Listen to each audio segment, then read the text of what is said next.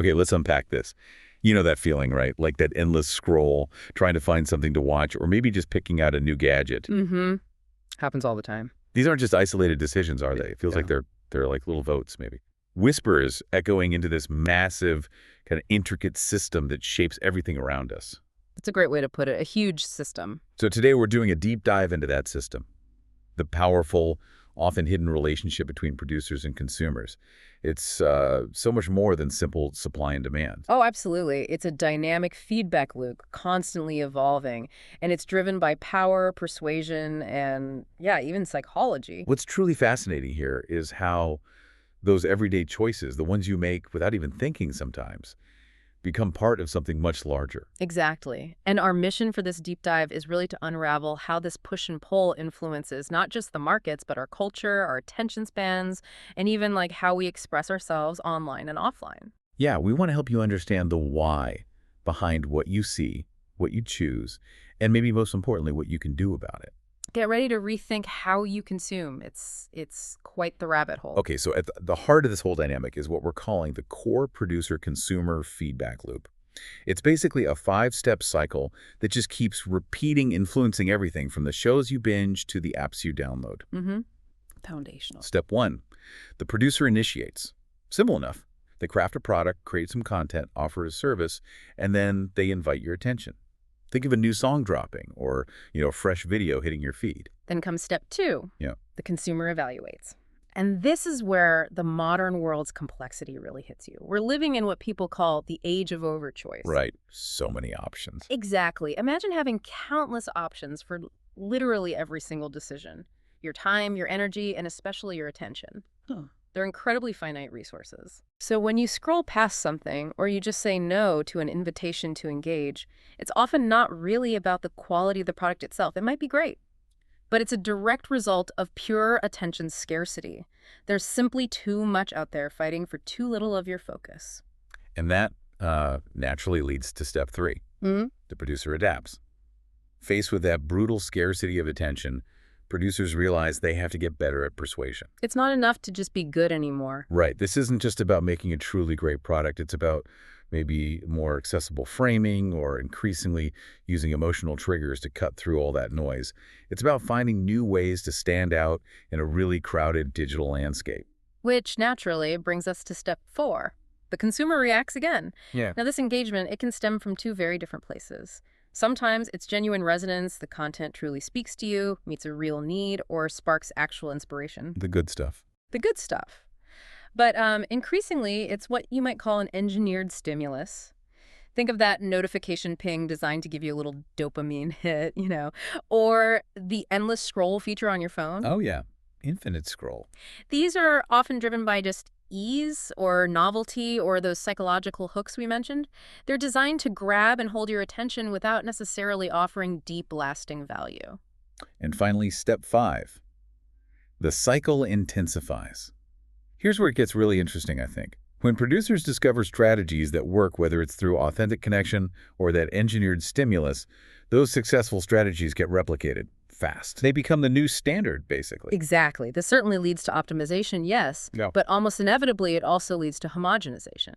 Everyone starts doing the same thing because, well, it's a proven winner. And the subtle danger there that most people miss is that this isn't just about things looking the same. It's about a kind of narrowing of our cultural imagination. It makes us less receptive to genuine novelty, maybe. Yeah, you get used to the formula. And that age of overchoice is the real kicker here. The sheer, just overwhelming volume of options means that your attention, the consumer's attention, has become the most valuable and paradoxically the scarcest commodity. It's like digital gold, but you can't mine more of it. Precisely. It's not about how much content or how many products can be made. It's about how much attention there is to go around.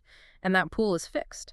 So the scramble for your eyes and ears just gets fiercer and fiercer. So if you're a producer trying to survive in this environment, how do you adapt? We've seen this profound shift, haven't we? From focusing purely on, genuine artistic improvement, crafting a timeless album or a beautifully designed chair, to more strategic, sometimes even manipulative persuasion tactics. Mm-hmm. The focus shifts. In the digital world, this means optimizing for clicks, for virality, for anything that grabs that fleeting attention. It's less about the inherent craft sometimes and more about the hook, the thing that makes you stop scrolling for just a second. And this cycle's intensification has a clear and frankly sort of inevitable outcome: homogenization. When successful strategies are just copied, innovation can be stifled.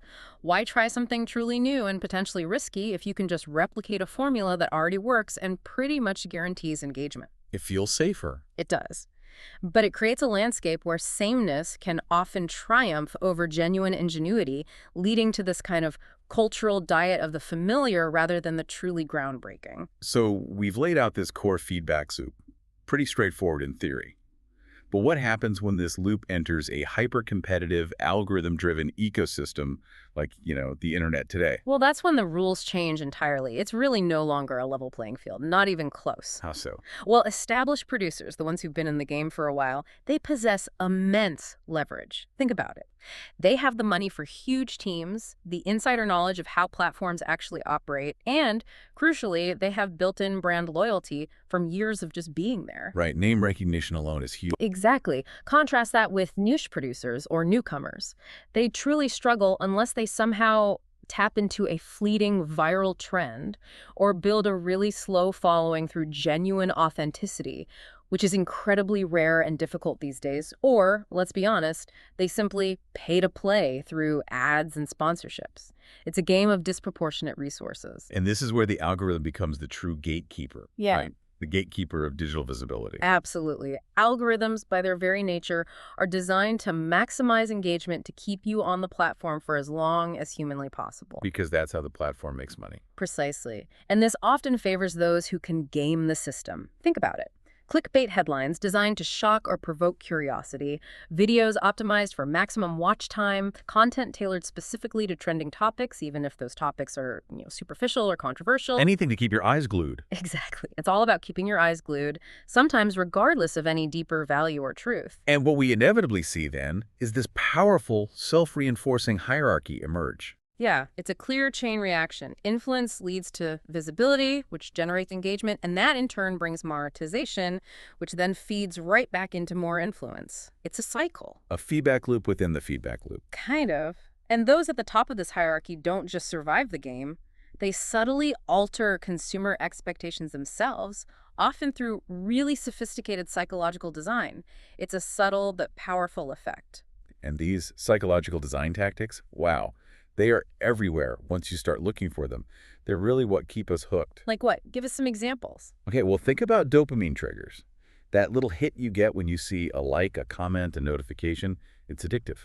Then there are parasocial bonds. Ah, yes, the feeling you know the creator. Exactly, where you feel this deep, kind of one-sided connection with an influencer or a content creator, making you feel like you know them personally, almost like a friend.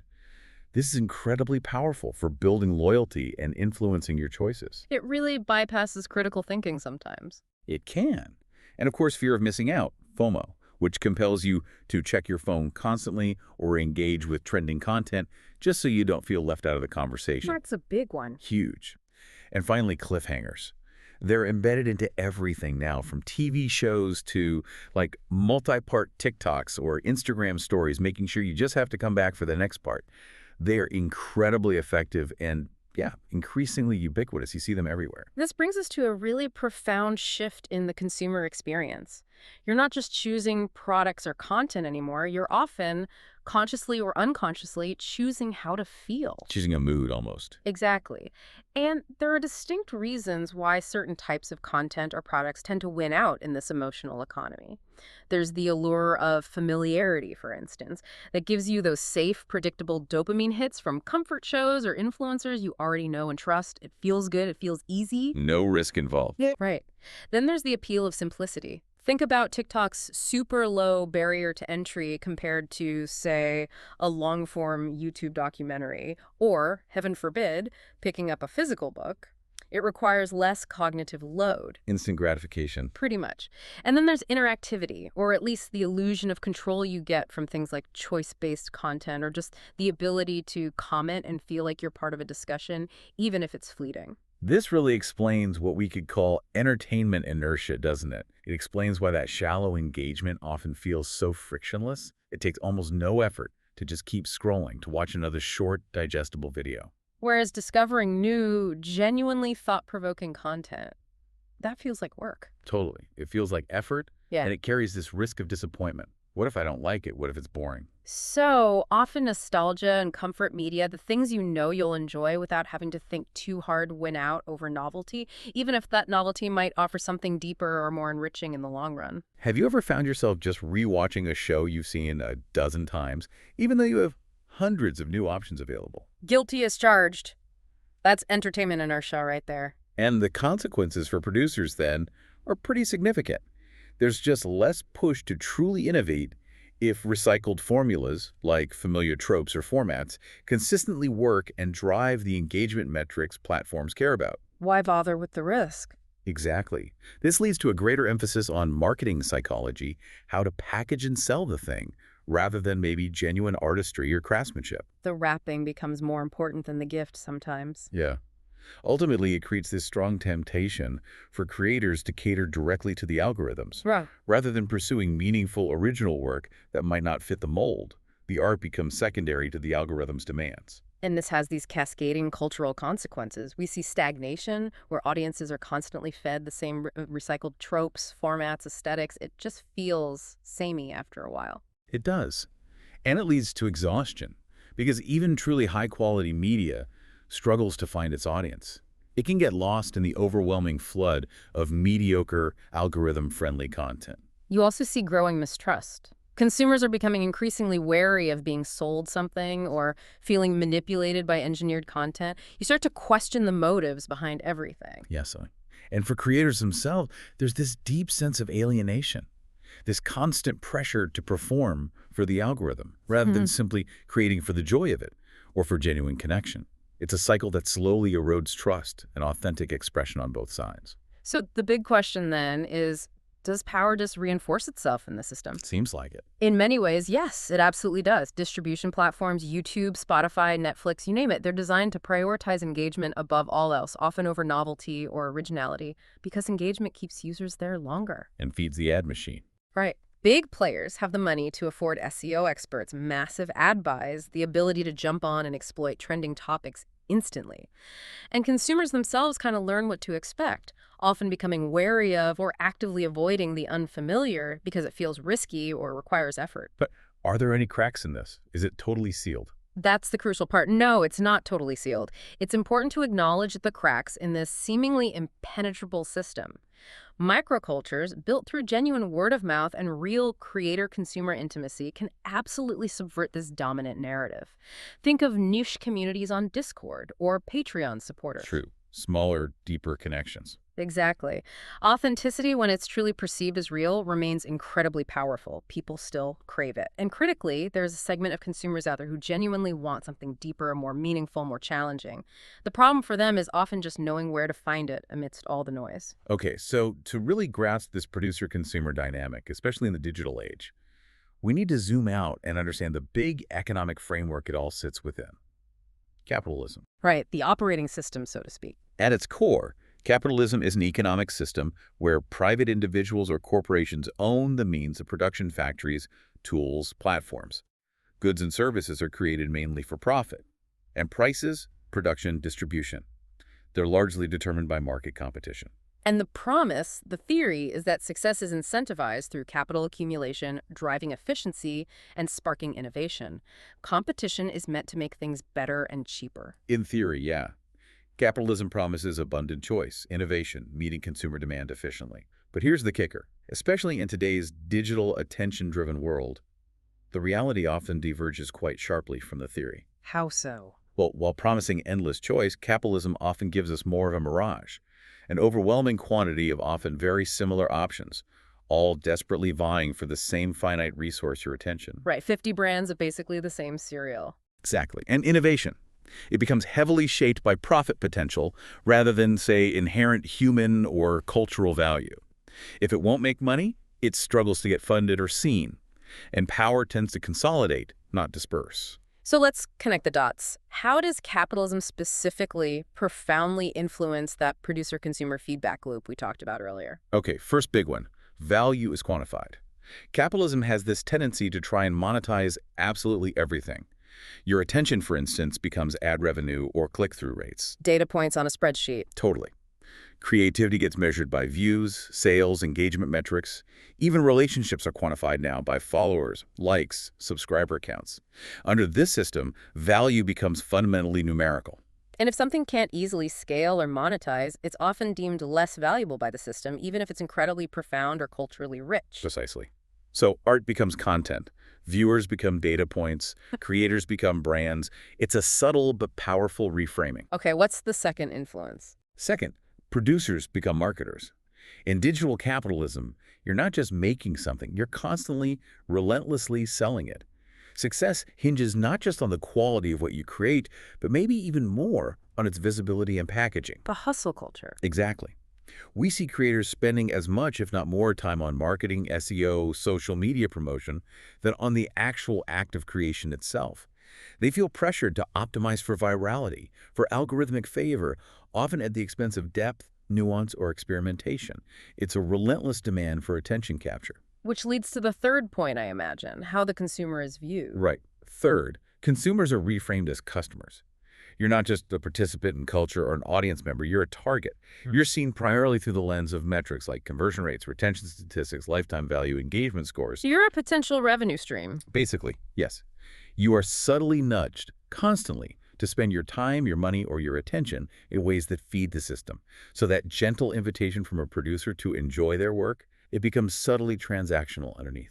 It's kind of like, watch this so I can get paid, or like and subscribe so the algorithm favors me, or even consume this, or it might disappear because it's not profitable enough. Exactly.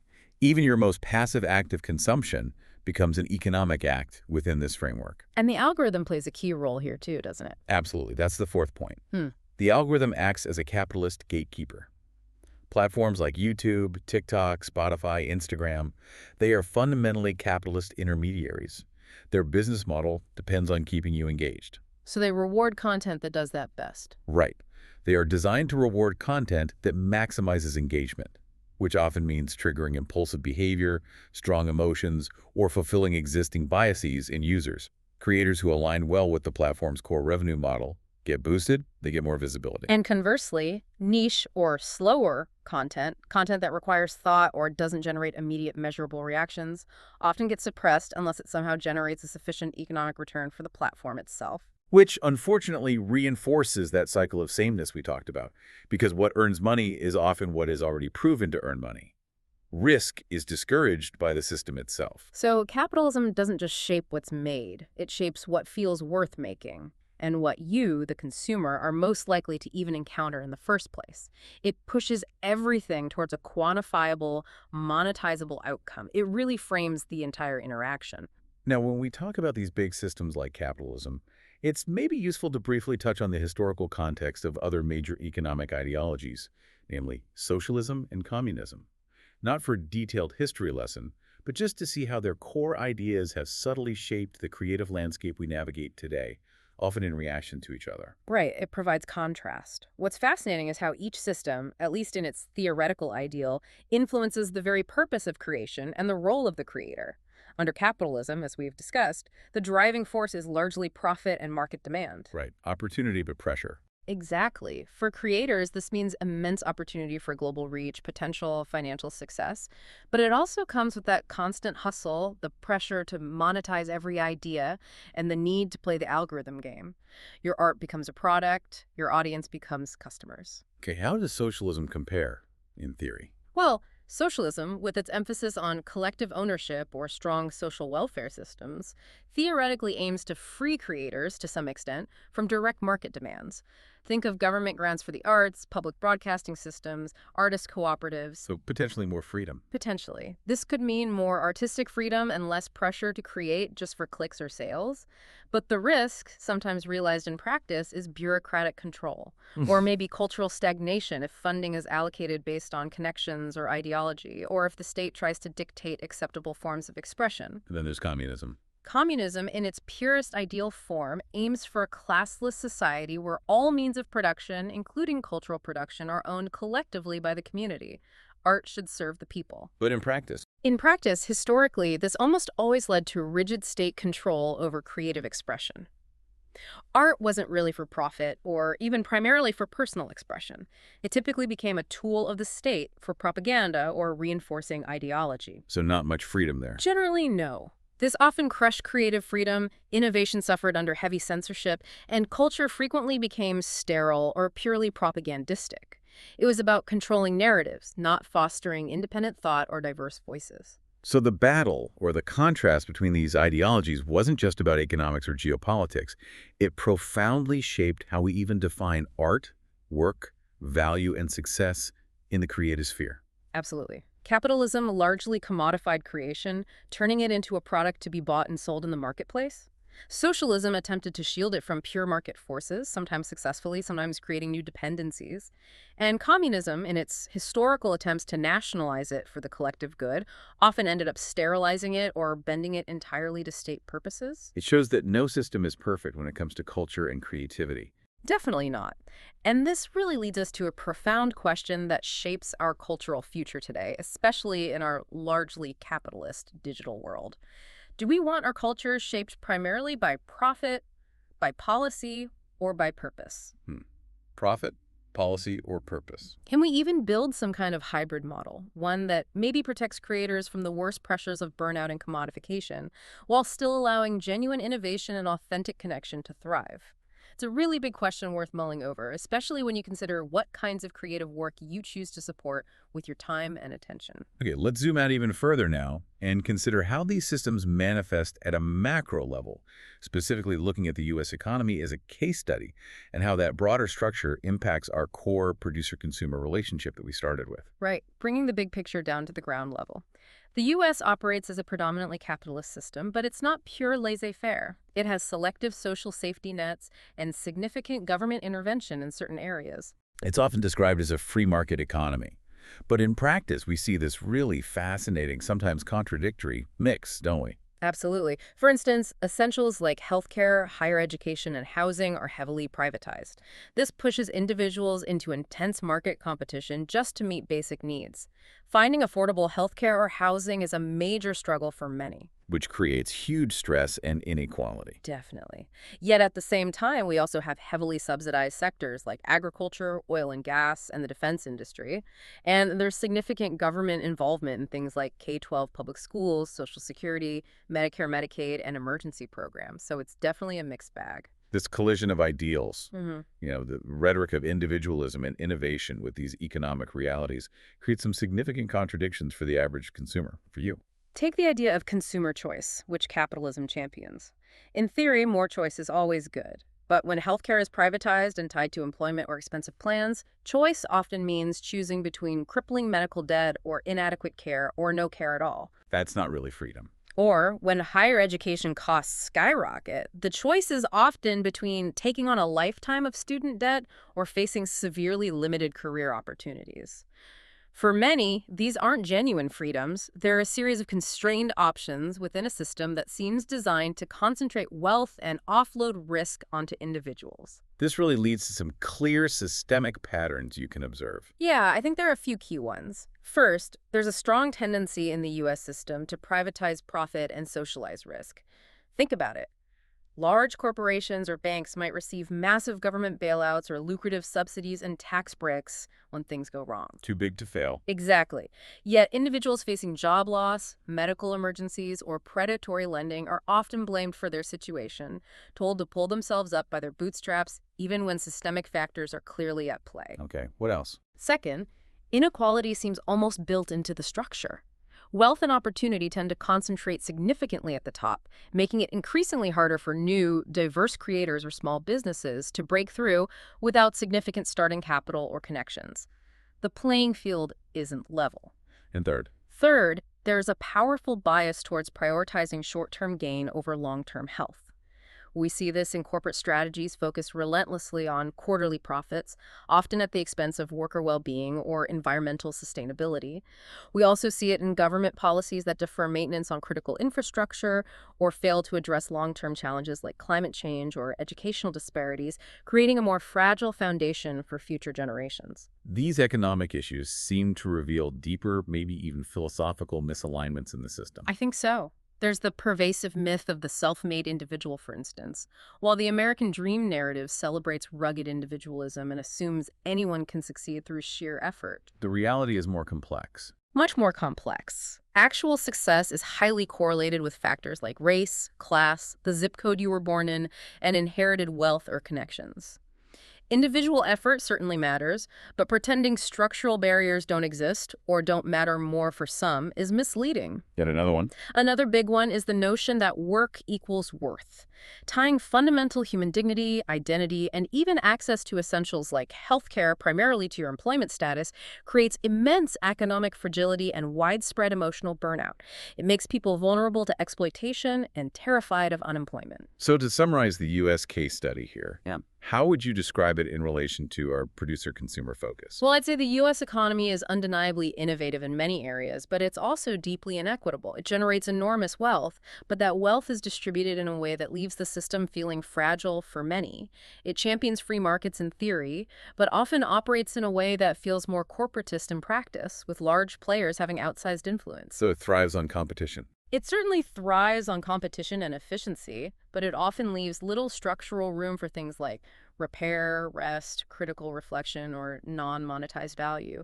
Creativity, human potential, community well-being, and basic dignity can sometimes feel like casualties in this relentless pursuit of profit maximization and growth. And the outcome. It's arguably fair to say that this version of American capitalism has produced a society where a relatively small elite now possess the means financial, political, and narrative to sustain and protect their power, potentially indefinitely. This is a structural outcome that directly shapes the entire landscape of what gets produced, what gets promoted, and what you, the consumer, are most likely to consume. Okay, so after outlining all of that, the systems, the pressures, the inequalities, it's really important to start this part by validating some common observations and feelings you might have listening to this. Yeah, because it can feel pretty overwhelming, maybe even depressing. Exactly. So yes, the wealthy often do benefit from unfair systems and inherited advantages, even if they also happen to work hard. There's a real moral tension there, where the system itself privileges capital accumulation over human well-being in many cases. And yes, the system is largely self-reinforcing. Absolutely. The wealthiest individuals and corporations can fund political campaigns, they own major media outlets, they lobby regulators intensely, and they shape economic narratives in think tanks and universities. This ensures their money buys more influence, which in turn protects their money and power. It's a tough cycle to break. And let's be honest, most people are just trying to get by. Right. Most people are too exhausted, too busy, or too distracted by daily life to constantly challenge the status quo. And social conformity, just not wanting to rock the boat or seem weird, plays a huge role, too. It's easier to go along. So, acknowledging all that, Yeah. what can we actually do? Faced with these massive, seemingly entrenched systems, it's incredibly easy to feel powerless. Like, what difference can one person possibly make? That feeling is completely understandable, but maybe we need to redefine what power actually means in this context. You're not powerless, you're just probably not powerful in that traditional top-down command and control sense. Okay, so what other kinds of power are there? Well, power comes in other forms, and these are often, as you said earlier, maybe slower and more horizontal. There's narrative power. That's your ability to change how others see and think about the world, one conversation, one shared article, one thoughtful comment at a time. Shaping understanding is a form of power. Like changing the story. Exactly. Then there's relational power. This is the power that comes from building coalitions, friendships, communities around shared values and mutual support. Collective action, even on a small scale, has power. And the third type. And then there's cultural power. This is about what you signal through your choices, what you support with your time and money, what you consume consciously, what you promote and amplify. All of these small acts collectively shape the cultural tide over time. This kind of power is absolutely real, and it's deeply connected back to that producer-consumer loop we started with. Okay, so if we have these other forms of power, what are some practical steps people can take to exercise them, to feel less powerless? Great question. First, I'd say educate and deprogram. In this age of constant information and disinformation, your attention is your most valuable currency. Really learn to recognize manipulation, whether it's in advertising, political rhetoric, outrage bait on social media, or subtle algorithmic bias in your feeds. Be a more critical consumer of information. Precisely. Understand basic economic history and how systems work, not just the fleeting media narratives you're fed. Actively seek out and read diverse voices, especially those from the margins who see the system from a different perspective. This clarity, this critical awareness, is probably your greatest weapon in a sea of confusion. Okay, step one, educate yourself. What's next? Second, consciously support alternative systems where you can. Even if the global economy runs largely on corporate capitalism, you can intentionally redirect your participation. Choose to buy from small, local businesses or independent creators whenever possible. Use your wallet as a vote. Exactly. Engage with mutual aid networks in your community. Support cooperatives. Maybe cancel subscriptions or consciously deprioritize companies whose practices you find exploitative or harmful. Invest your time and maybe money in community-first projects like local farms, independent art venues, open-source software, or community land trusts. Every dollar you spend, every click you make, every share, it really is a vote. Don't underestimate that quiet power of redirection. Okay. Educate, support alternatives. Yeah. What else? Third, speak up, even quietly. You don't need a massive platform or a megaphone to be influential. Have thoughtful, curious conversations with friends, family, colleagues. Instead of starting arguments, try challenging assumptions gently, maybe with compassion, asking deeper why questions. Plant seeds, not bombs. That's a good way to put it. You're planting seeds of thought that might grow later, especially when people get tired of the same old shallow takes or polarized arguments. Just sharing your perspective honestly can make a difference. Last step. Fourth, and maybe this is the most fundamental, actively resist learned helplessness. The system, in many ways, wants you to feel overwhelmed, cynical, and powerless. That's how inertia wins and the status quo maintains itself. But consciously choosing intention over just going through the motions on autopilot truly matters. Don't give in to the apathy. Right. Choosing to care when it feels like others don't matters. Choosing to create something meaningful, even small, when the world just wants you to consume passively. That matters profoundly. You're not here to single-handedly fix everything. Nobody is. But you are here to show up in your own corner of the world with your unique gifts and values and make your contribution. That's agency. So we've talked about the system, the pressures, and individual agency. Let's shift gears a bit and think about the future. With all this in mind, what futures are actually possible? And, maybe more importantly, what kind of future is truly desirable? That's the million-dollar question, isn't it? An ideal future is obviously subjective, but I think most of us could agree on some core components. Things like greater equity and fairness, more resilience in our communities and ecosystems, genuine empowerment for individuals, long-term sustainability, and stronger, more connected communities. Okay, so keeping those ideals in mind, let's get a bit more specific and explore some potential scenarios across different time frames based on current trends. What might the near future, say around 2028, look like? Well, one plausible scenario for the near future could be something like reform within the system. Imagine a moderate or perhaps progressive political alignment manages to gain enough traction to enact some changes.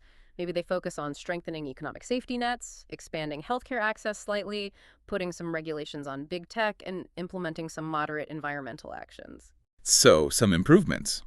Yes, potentially reduce political polarization, some tangible incremental improvements in people's lives. But in this scenario, the underlying structural power of corporations and concentrated wealth would likely remain largely intact. The pace of change might feel frustratingly slow compared to the scale of the challenges, like climate change or deep inequality. Okay, that's the near term. Yeah. What about looking further out to the medium future, maybe towards 2035? Things could diverge more significantly then, right? Absolutely. By 2035, we could see several quite contrasting paths emerging. One possibility is what you might call techno-capitalist expansion. Sounds sci-fi. A little. In this future, AI, automation, and genetic engineering rapidly reshape labor markets and society. A handful of dominant megacorporations essentially control access to essentials like information, education, healthcare, maybe even food and energy. What are the pros and cons there? The potential pros are incredible efficiency, rapid technological innovation, maybe even solutions to some major problems. But the huge cons could include normalized mass surveillance capitalism, unprecedented levels of wealth concentration, a significant loss of human agency and privacy, and maybe even new forms of digital feudalism. Okay, that's one path. What's a different possibility for 2035? A very different path could be something like a Green New Deal style transition. This would involve a massive, society-wide, climate-focused overhaul of energy systems, transportation, housing, agriculture, and jobs, driven by large-scale public investment and policy changes. The upside be. The potential upsides are huge. Right. Serious action on the climate crisis, potentially reducing inequality through targeted investments in job creation, building more resilient infrastructure. But the challenges are also massive. It would be incredibly expensive, politically polarizing, require significant lifestyle changes, and face intense opposition from entrenched interests. And is there a more fractured possibility? Yes, another potential path is nationalist fragmentation. In this scenario, maybe driven by political polarization and economic stress, the U.S., and perhaps other large nations, becomes more internally divided. Regions or states could diverge significantly in ideology, policy, and economic models, leading to greater local autonomy in some ways, but also potentially increased inequality between regions, internal migration pressures, even heightened risks of civil conflict or secession movements. Wow, quite a range. What about the long-term future? Say, looking out towards 2075, the extremes could be even greater then. Indeed, in the long term, the stakes get even higher. One optimistic, perhaps utopian extreme might be a post-capitalist cooperative world. This envisions a profound global shift away from profit maximization as the primary driver towards purpose, well-being, and ecological regeneration. How would that even work? It might involve things like widespread worker cooperatives, robust universal basic income or services, decentralized governance structures enabled by technology, shorter work weeks, and a culture focused on collaboration, shared wealth, sustainability, and helping people live meaningful lives. But obviously, getting there would require massive cultural, political, and economic shifts that are hard to even imagine right now. And the dark alternative. The stark alternative, unfortunately also plausible, is something like climate collapse coupled with neo-feudalism. In the scenario, accelerating climate disasters, floods, droughts, fires, mass migrations lead to widespread scarcity and societal breakdown. A bleak picture. Very.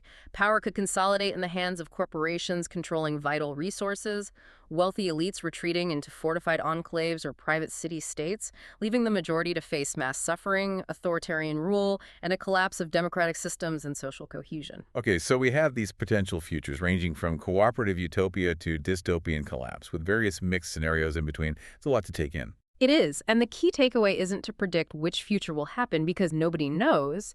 It's to recognize that the future isn't predetermined. It's not written in stone. So what do we do with this knowledge? How do we influence which path we go down? As individuals and collectively, our role is crucial in shaping which future becomes more likely. It means staying informed about these trends, but doing so in a way that doesn't lead to burnout or despair. It means actively supporting local, democratic, and community-building efforts that push things in a more equitable and sustainable direction. Thinking long term. Exactly. Pushing for long-term thinking within our often very short-term focused political and economic systems.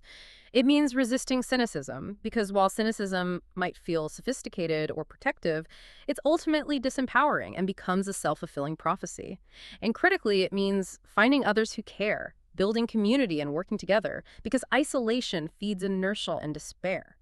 The future isn't just going to happen to us. Systems are built, reinforced, or dismantled by the choices and actions of people like you over time. This brings us beautifully full circle, I think. We've gone from the micro level of scrolling on your phone, zoomed way out to global economic systems and potential futures, and now we need to explicitly link it all back to that simple, seemingly small, everyday act of mindfulness in our consumption. Exactly, because it's easy to feel like those big systemic discussions are completely disconnected from your daily life. But they're not. How do we make that connection clear? We need to recognize that every click you make, every product you buy, every piece of content you watch or scroll past, it's non-neutral. It's not just a personal choice with no consequences. It is a whisper into the algorithm. It is a vote cast in the attention economy. It is a tiny drop of water that collectively, with billions of others, shapes the entire flood of culture and commerce. So what does practical mindfulness actually look like in this context? How can you practice this day to day? Okay, first, and maybe simplest, pause before you click, watch, buy, or scroll. Just take a breath. Ask yourself honestly, why am I drawn to this right now? Who actually benefits from my attention or money here? Is this choice genuinely going to feed me, nourish my mind, my spirit, my community, or is it just going to numb me or distract me for a few minutes? It's not about judging yourself, right? Not at all. It's not about shame or guilt. It's about reclaiming agency. You are absolutely allowed to choose comfort or distraction or ease sometimes. We all need that. But the goal is to let that choice be intentional, conscious, rather than just a conditioned reflex driven by the algorithm or marketing. Okay, so pause and ask why. What else? Second, actively support the alternatives you want to see more of. If you genuinely crave more community connection over corporate monopoly, more substance over viral trends, more purpose-driven work over purely profit-driven enterprises, then you need to put your actions, your attention, your money, your praise behind those things. Walk the talk, basically. Exactly. Buy from small businesses, local farmers, or independent creators when you can. Share the hidden gems you discover with your friends instead of just mindlessly liking whatever the algorithm shoves in front of you because it's already popular. Maybe subscribe to independent newsletters or support artists directly on platforms like Patreon, rather than just consuming everything through massive ad-driven platforms. Remember, one thoughtful share or recommendation can be worth more than 100 mindless likes in terms of actually helping something valuable grow. That's powerful. Support what you value. And the third thing, And third, fundamentally, resist the myth of the helpless consumer. You are not just a passive receiver at the end of a long chain. You are actively contributing to a larger pattern with every choice you make. Yes, we are all trying to survive and navigate within these complex, often unfair systems, but we are also constantly building something with our participation, either passively reinforcing the existing structures by going along with them, or actively working to dismantle, reshape, or build alternatives alongside them. so the difference between just surviving and maybe subtly sabotaging the parts of the system we don't like. Exactly. That difference can often be found in those tiny, everyday rituals. What we choose to click on, what kind of work we praise or share, what narratives we refuse to amplify by ignoring them, what consumption patterns we choose to repeat or consciously break. So back to that core question. Are we reinforcing power, leveling the field, or just trying to survive? The honest answer is probably all three are happening simultaneously all the time for most of us. We definitely see power being reinforced through algorithmic feeds that favor incumbents, through corporate consolidation, through the magnetic pull of celebrity culture. But we also see the field being leveled sometimes. Yes, we see it being leveled or at least challenged through things like open source tools, independent media platforms, decentralized technologies, and the sheer creativity of independent creators finding niches. And yes, absolutely, we're all just trying to survive amidst burnout culture, economic precarity, and information overload. But the direction we lean matters. Immensely. The direction we choose to lean in, however small our individual actions may seem, truly matters over time. In systems theory, they talk about leverage points. These are small, strategically placed interventions that can shift the trajectory of much larger, complex systems. Mindful consumption, choosing where you place your attention and resources, is precisely one of those leverage points available to almost everyone. Looking ahead again then. The future we're leaving the next generation feels uncertain. It absolutely is ambiguous. It's clearly a mixed bag. We're handing down serious challenges. Climate strain, political polarization, the unpredictable impacts of AI and other technologies, this strange simultaneous experience of global connectedness and deep social fragmentation. But it's not all bad, right? What's the positive legacy? No, definitely not all bad. We're also leaving behind incredible seeds of change.